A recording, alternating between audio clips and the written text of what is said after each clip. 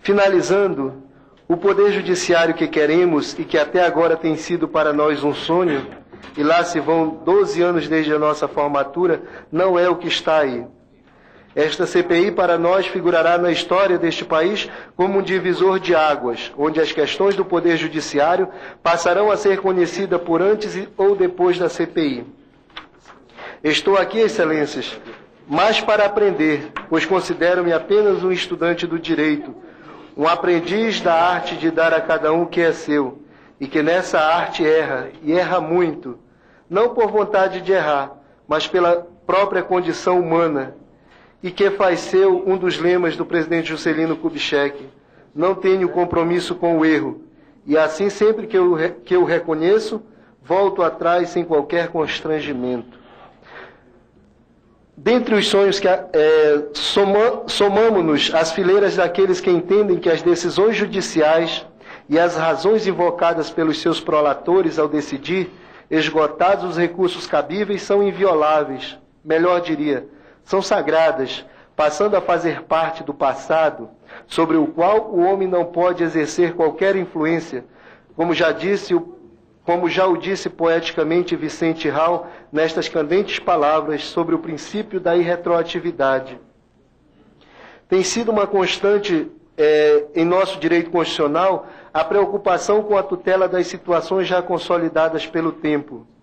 Sobre a necessidade dessa proibição, nada mais precisa do que as seguintes palavras: a inviolabilidade do passado é princípio que encontra fundamento na própria natureza humana, pois, segundo as sábias palavras de Portale, o homem que não ocupa senão um ponto no tempo e no espaço seria o mais infeliz dos seres se não pudesse julgar seguro nem sequer quanto à sua vida passada. Por essa parte de sua existência, já não carregou todo o peso do seu destino? O passado pode deixar de sabores, mas põe termo a todas as incertezas. Na ordem do universo e da natureza, só o futuro é incerto, e esta própria incerteza é suavizada pela esperança, a fiel companheira da nossa natureza. Seria agravar a triste condição da humanidade querer mudar, através do sistema da legislação, o sistema da natureza, procurando, para o tempo que já se foi, fazer reviver as nossas dores, sem nos restituir as nossas esperanças. Portanto, conclamo Vossas Excelências a não discutir o mérito das decisões judiciais. Essas têm sido o que de bom o Poder Judiciário tem conseguido dar aos cidadãos. Tanto assim que estes hoje não buscam mais a justiça nas decisões judiciárias, mas tão somente a sua prolação para que sua via crucis tenha fim. O ministro Antônio de Pádua Ribeiro, presidente do STJ, em entrevista jornalística afirmou: hoje há defeitos e é quase impossível punir um desembargador ou um ministro. Desse pensamento comungam os membros do MPF. Sua Excelência acrescentou: ainda que a criação de instrumentos de controle externo do Judiciário significaria um passo atrás. No Brasil, a Justiça já se autocontrola.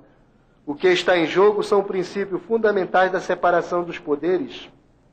Com as críticas, perdem-se estas conquistas, disse aquela autoridade. Com esse posicionamento, não comunga o MPF, pois sem críticas não se é capaz de reconhecer os próprios erros, e é sobre essas que se constroem novos comportamentos. Sem críticas, há unanimidade, e como disse Nelson Rodrigues, toda unanimidade é burra. Senhores senadores, já tivemos oportunidade de dizer, e ora fazemos questão de repetir, que esta CPI está prestando um hercúleo serviço à nação e irá mostrar a imoralidade que até agora tem sido mantida sob o tapete. Bem como que todos os poderes estatais têm falhas, mas o judiciário tem mais falhas que os outros, pois, por conhecer a lei, deveria aplicá-la, evitando essas falhas, de modo, inclusive, a parametrizar a conduta dos demais. Mas, lamentavelmente, não é isso que vemos. Juízes inescrupulosos, ao terem suas condutas como administradores questionadas, sempre antepõem a instituição como escudo, afirmando que o que se tenta atingir é o poder judiciário, quando, na verdade, o que se busca é questionar a conduta daquele agente político que, nem por isso, deixa de ser servidor público, ou seja, servidor do público. Chegam eles a afirmar que não devem satisfação de seus atos a ninguém, como se não vivêssemos numa república, onde aqueles que exercem cargos públicos devem prestar contas de seus atos. Consideram, quiçá, que os princípios constitucionais da administração pública não lhes são aplicáveis, fazendo lembrar Milor Fernandes ao distinguir democracia de ditadura. Democracia é eu mandar em você, ditadura é você mandar em mim. Ou Luís XIV, o Rei Sol, com a máxima do autoritarismo, l'état c'est moi, o Estado sou eu. Confiamos, assim, que Vossas Excelências e o Congresso Nacional venham a produzir leis que ensejam um controle efetivo das atividades administrativas dos membros do Poder Judiciário Nacional, de forma clara e inequívoca, para que não prosperem as alegativas sempre comuns de que determinadas normas não foram feitas para o Poder Judiciário. Não queremos dizer, Excelências, que os integrantes do Ministério Público Federal...